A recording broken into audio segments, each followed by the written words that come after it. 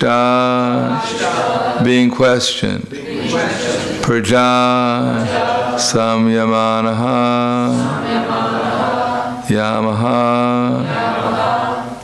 Lord Yamaraj controls the living entities. Pritaha, being pleased. Swadutan, to his own servants. Pratyaha, replied. Smaran, remembering. Pada ambujam, the lotus feet. Hare, of Hari, the personality of Godhead. Translation and purport by His Divine Grace A.C. Bhaktivedanta Swami Srila Prabhupada. Shri Shukadeva Goswami said, thus having been questioned, Lord Yamaraj, the supreme controller of the living entities, was very pleased with his order carriers because of hearing from them the holy name of Narayan. He remembered the lotus feet of the Lord and began to reply. Purport. Srila Yamaraj, the supreme controller of the living entities in terms of their pious and impious activities, was very pleased with his servants because they had chanted the holy name of Narayan in his dominion. Yamaraj had to deal with men who are all sinful and who can hardly understand Narayan. Consequently, when his order carriers uttered the name of Narayana, he was extremely pleased, for he is also a Vaishnava. Namo Vishnu Padaya Krishna Prasthaya Pute Srimate Bhaktivedanta Swami Tiramane Namaste Saraswatam Deve Gauravani Pracharane Nirvishesha Srinivadi Pasyatya Desatarne. The Yamadutas were quite fortunate because, after all, they got to see the Vishnu Dutas. How many of us have seen the Vishnu Dutas lately? How many of us have seen the Yamadutas? But Ajamil got to see not only the Yamadutas, which discouraged him from any further sinful activities, but he also saw the Vishnu Dutas, which inspired him to perform devotional service. So it's quite a combination. On the other hand, we find Yamaraj hearing from the Yamadutas the holy name of Lord Narayan and becoming pleased. So that means that Krishna is always non-different from his name, and by the process of association or remembrance, then we can actually associate with Krishna to different degrees.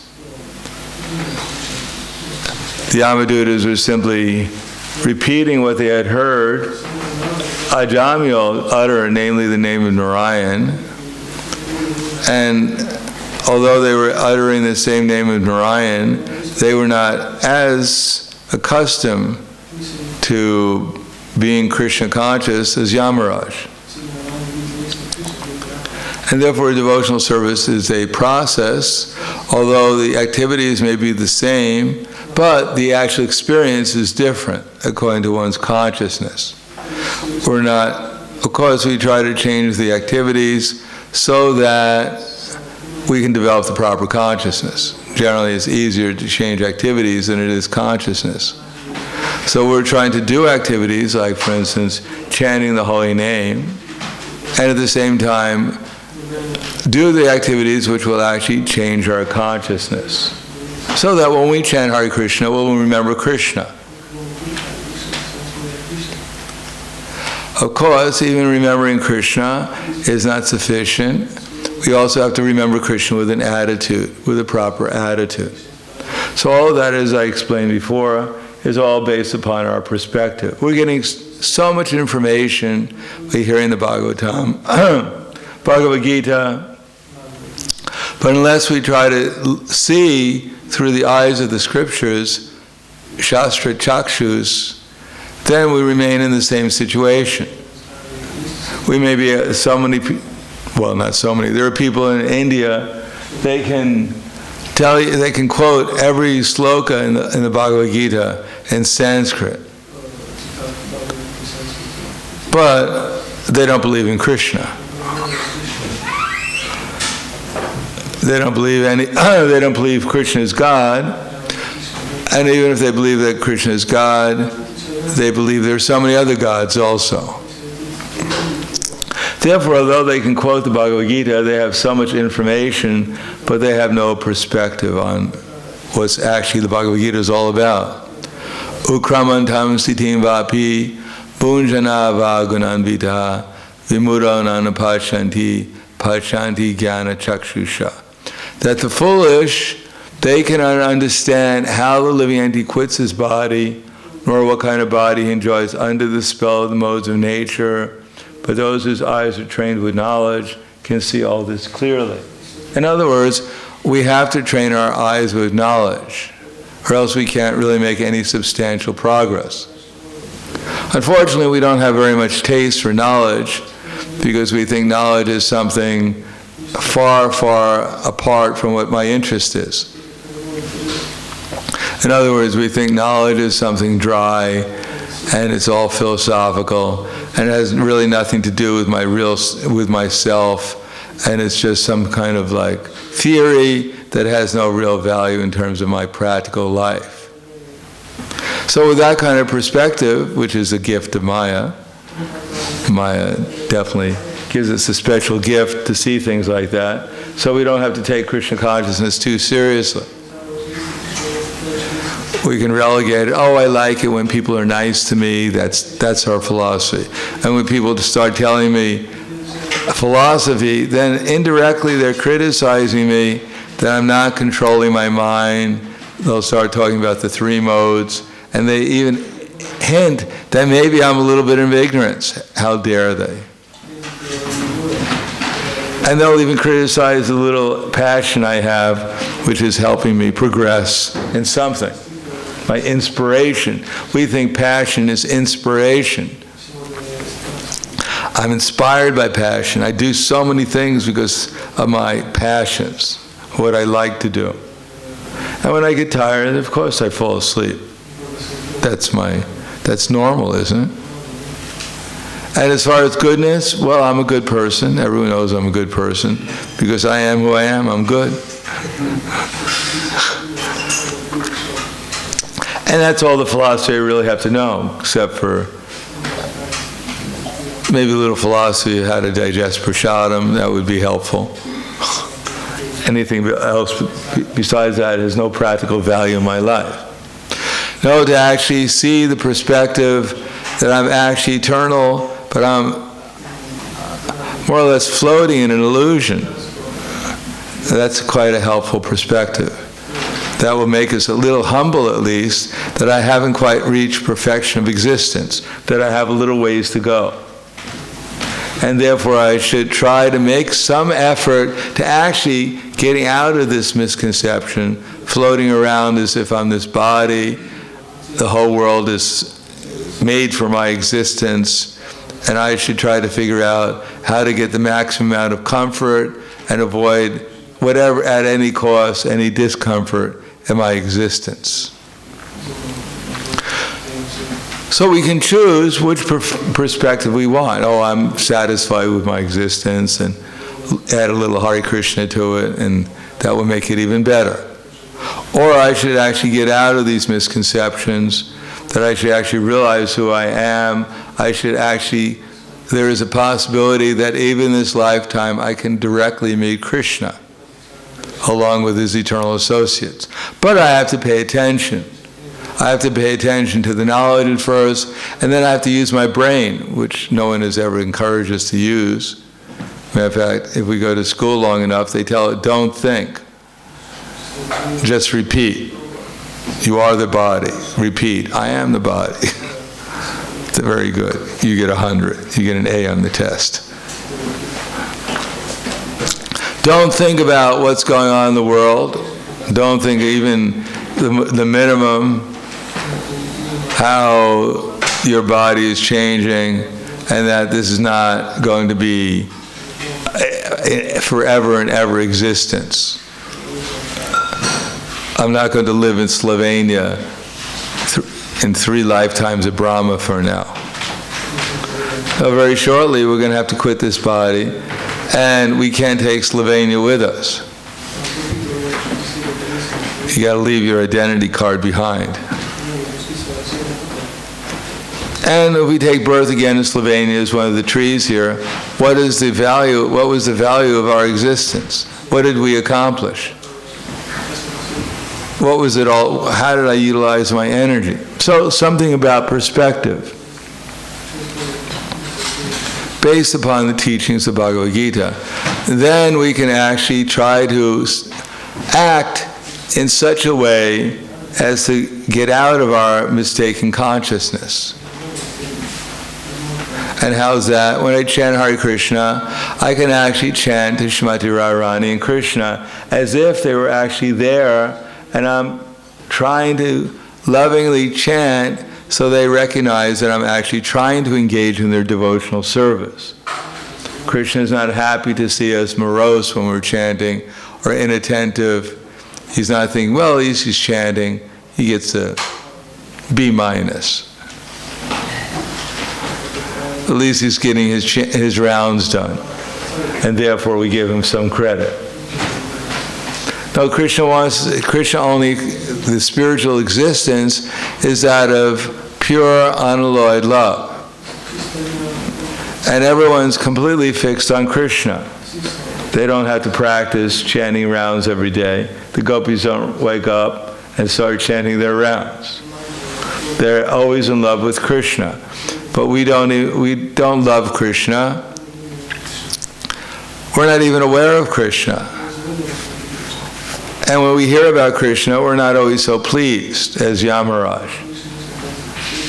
Especially when we hear philosophy, because the philosophy implies that there's something wrong with my life is somewhat of a mistake. I'm mistaken in my life. I'm walking around with my false ego, and it's not encouraged. It's not so good. And if worse is I have a false ego and I'm actually watering my false ego. Instead of watering the plant of devotion, of being a servant to the servant to the servant of Krishna, I'm watering my false ego. I want to become more popular, I want to become more wealthy, I want to become more materially educated, I want to become so many things, and this simply puffs up my false ego. It's already puffed up. My false ego is so big. Anyone touches my, you hit my false ego. How dare you touch my false ego, you rascal. So we've cultivated this false ego, and it kind of surrounds us, and everyone knows, don't get near his false ego. He's very sensitive. Just stroke, yes, you're very nice, Prabhu, yes. Don't worry. It's okay. But this philosophy is saying there's something wrong with us, and we don't like that. We don't like it when anyone tells us, and even if a book tells us, well, who's this book to tell me who I am?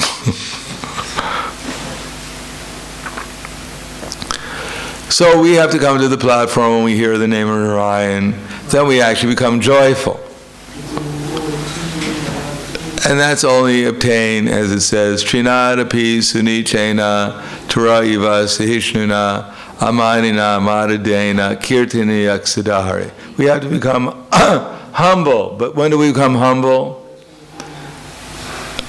We have to become humble all the time. Humble servants of Krishna, realizing that we're in Krishna's kingdom. And right now we're in the Krishna's kingdom of the illusory energy. And we're floating in it. So we're in a very precarious predicament. And the only shelter is Krishna.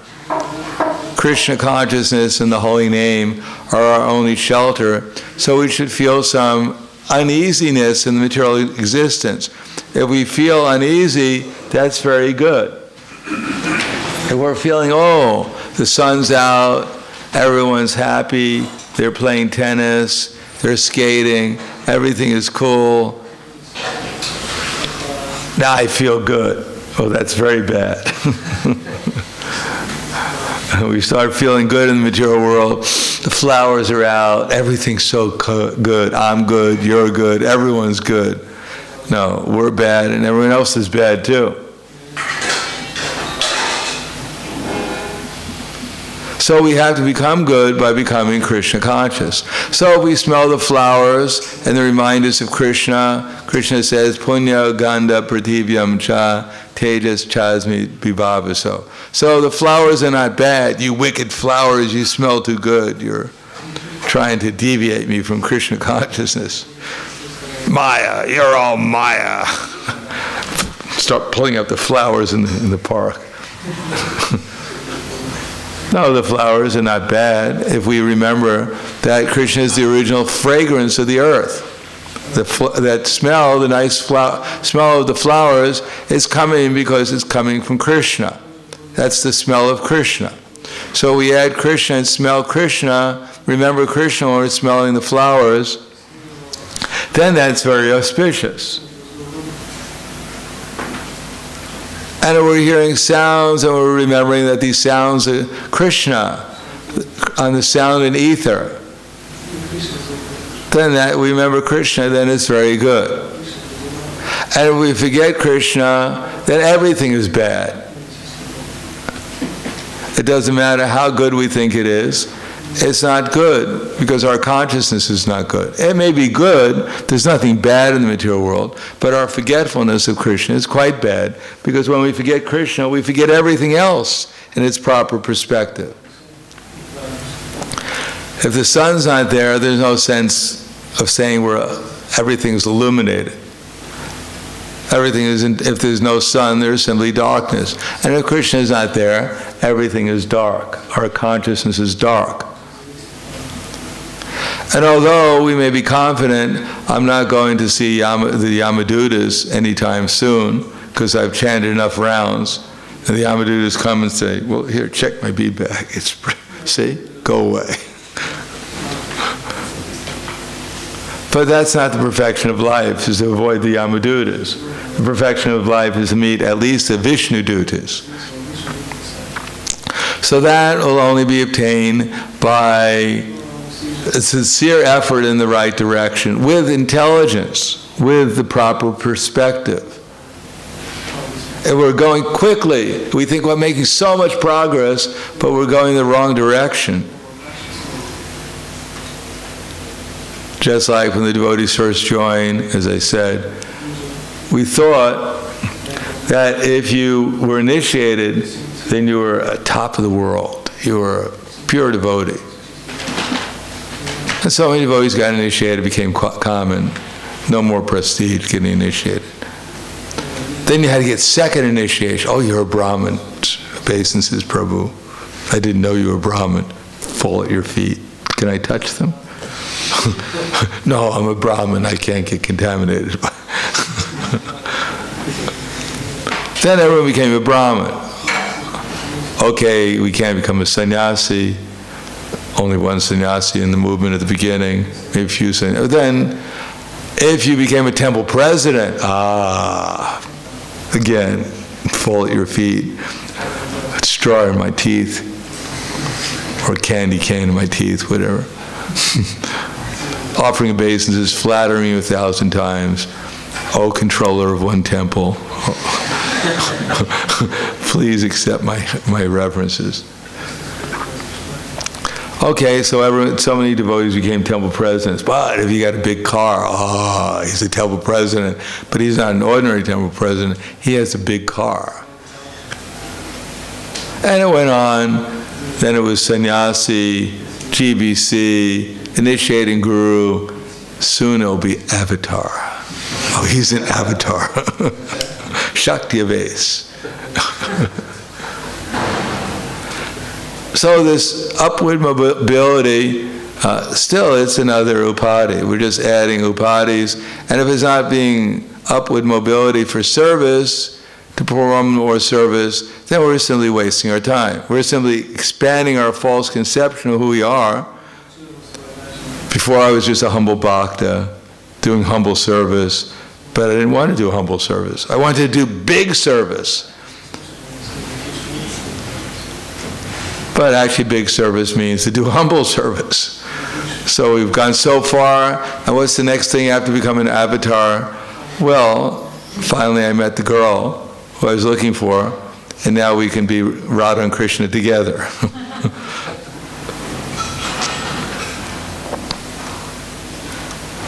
Just like I mentioned, one time I was actually one of the top book distributors in the world. I only got up to 18 or 19 at that time, but I was consistently somewhere around there. But I was distributing with the top devotees in the world at that time.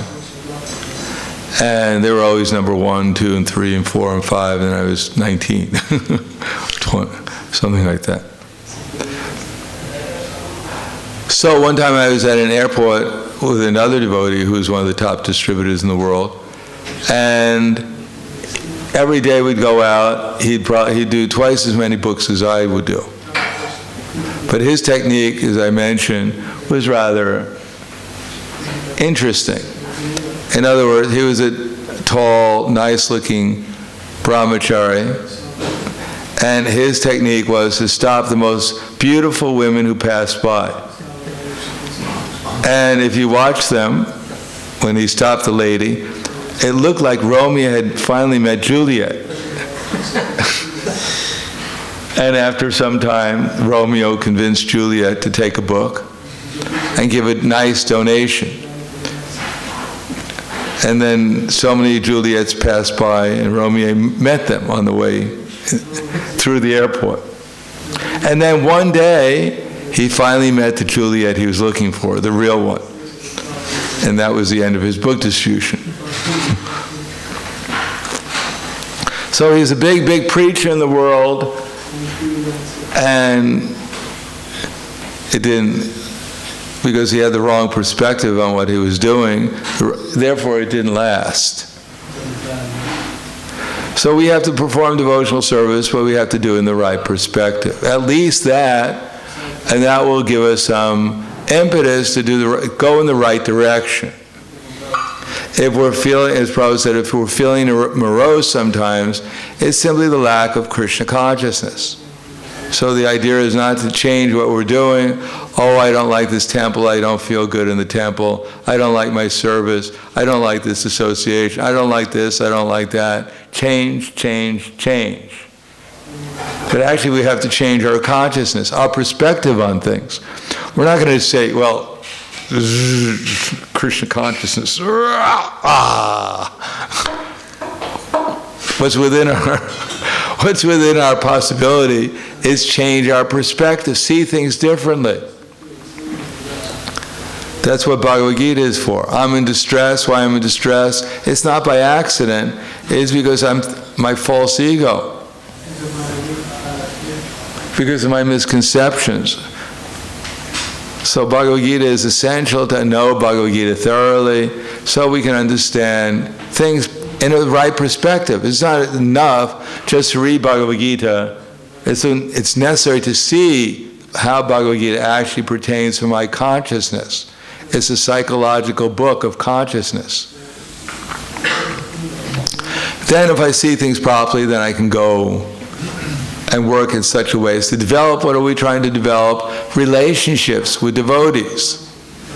We're not trying to develop my positions. We're not trying to develop my accomplishments. I'm not trying to develop my gains. We're not trying to avoid our loss. We're trying to develop relationships with devotees. And ultimately, not only with devotees, but with every living entity, trying to help every living entity become conscious of Krishna, actually become a servant of the devotees. Change my consciousness into that of a servant to the devotees. Rather than looking at the devotees, oh, male, female, big, small, intelligent, stupid, whatever designations we have. Oh, I can't be your servant, Prabhu. I have initiation, and you don't. You're my servant. Call me Prabhu. double Prabhu. I call you Prabhu, but twice. 1, 2, 3. Prabhu, Prabhu. I need a double Prabhu. And upwards and up. See everything except for reality. So unless we feel ourselves be servants, then we're just wasting our time here. If we feel ourselves to be the master of anything, we can't make any progress because we're disconnected from the the line of teachers who are all intense servants of Krishna. So unless we feel ourselves intense servants of Krishna, then when we hear the holy name, we think, oh, who's this Narayan? Four-handed. It's kind of strange, isn't it? 4 hands. Lives in some flower planet. Yeah, right. Walks around with a conch shell wheel, club, and lotus flower.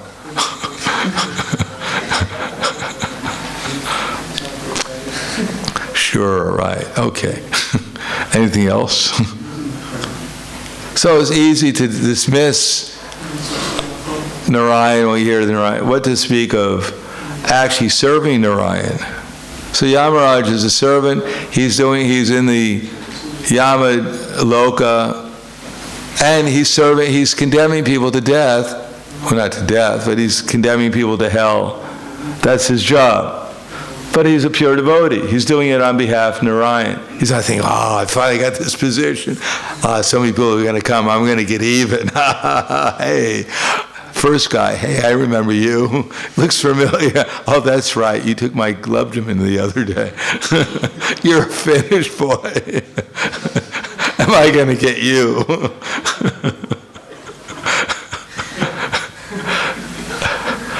No, his perspective is he's a pure devotee of Krishna, and therefore he loves Krishna. He loves all living entities, and his job is to punish people so they become purified, so they'll get a better chance the next time to become Krishna conscious. But when his own servants uttered the name of Narayan, he became very happy because it helped him remember Narayan even more deeply. It purified the whole atmosphere, and he could appreciate that even his servants had become servants of Narayan. Although indirectly, they were always servants of Narayan by serving him, who is a servant. Yamaraj is not some ordinary person. He's one of our Mahajans.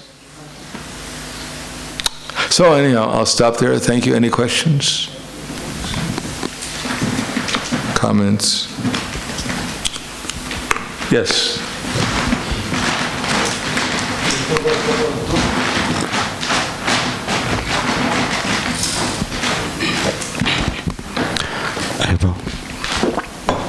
Hare Krishna Maharaj.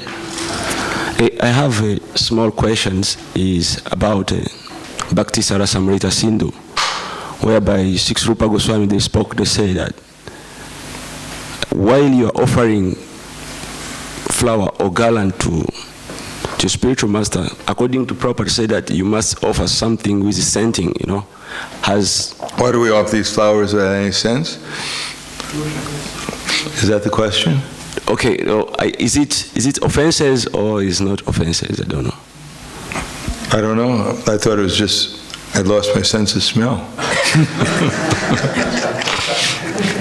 They have some scent there.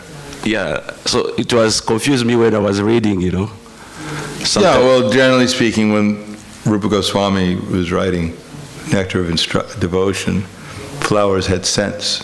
Yeah. We've progressed now. We've gotten rid of all those horrible scents. Now we don't have to worry about scented garlands anymore. No, it's just we want scented flowers, but for that, probably we have to start growing our own. Because the earth is not so abundant nowadays. People have depleted it, especially by using all these insecticides, pesticides, herbicides, peoplecides, everything. And therefore all the actual original fragrance of the earth has been depleted by all these chemicals. Anyhow, but that's life. We got to offer something, so at least we try to offer something which is the best we can. But these are nice. Okay, my second question was you speak about Brahmanas and pure devotee. So I was needed to ask about this, because almost in our society, I hear the words they say, non-devotee. Always is pronouncing from our society. They say, no, this is the non-devotee. So that classification, how do you classify that non-devotee? Because it's a music in our society. These they are non-devotees. Why would you think they're devotees? I don't know. Sometimes they are devotees, but they're not devotees of Krishna. So they're devoted to their tongue, their belly, their genitals. They're devoted to their material existence, but they don't know anything about Krishna. So even ourselves, we're aspiring to become devotees. It's not so cheap to become a devotee. First, we have to become free from all attachment and all aversion. We have to see everyone as a spiritual soul. Then we can begin the process of actually being a devotee. Then we can actually enter into real devotional service. But now we're practicing, and by this practicing, by the association with Krishna, with devotion, we're becoming purified of our attachments and aversions, and learning how to relate to others in terms of Krishna consciousness. And therefore, we're gradually becoming qualified to becoming real devotees. For those who are practicing simply sense gratification, that obviously they're not only not devotees, but they're not on the path of devotional service. But our job, our service is not to just criticize them, is to assist them into taking to the path of pure devotional service. Anything? Yes?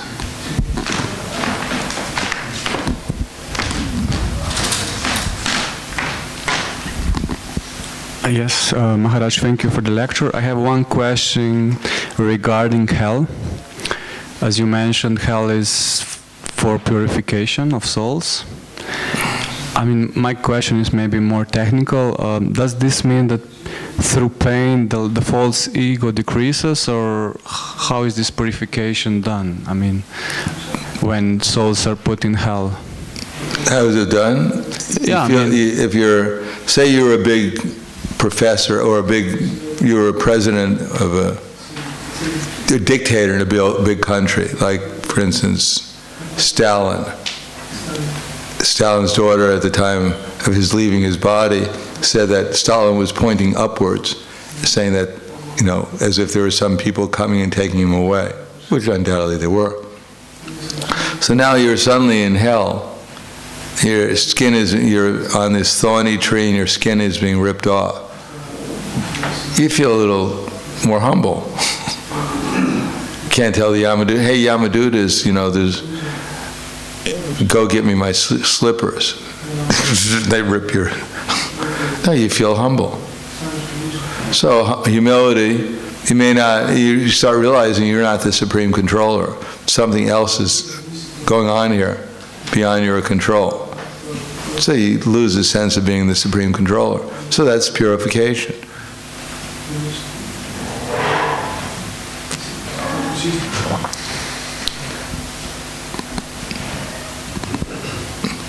I was told that they fed Stalin rat poison to kill him. And his big Birla, I think his name was, the head of his secret service, who was assassinating. Birla, they used to come up with a list of people to execute, and Stalin would just sign it. So at the time of leaving his body, they fed it to him, to Stalin, and he became unconscious. And they were all celebrating. The wicked witch is dead, the wicked witch is dead.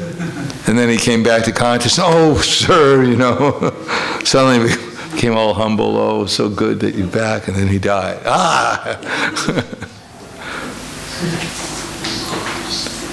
So everyone is thinking that they're controllers, and when some bigger force comes about, they were so happy. Now we're in control. He's dead. And when he came back, oh no, sir, I'm just your humble servant. Oh, you're dead again. All right. So when the bigger animal when the bigger power is there, when we become aware of it, then we become a little humble. In the absence of the bigger force, then we think we're the biggest force. Anything else? Thank you very much. Grantaraj Srimad Bhagavatam ki jai, Srila Prabhupada ki jai, Gaur Premanande.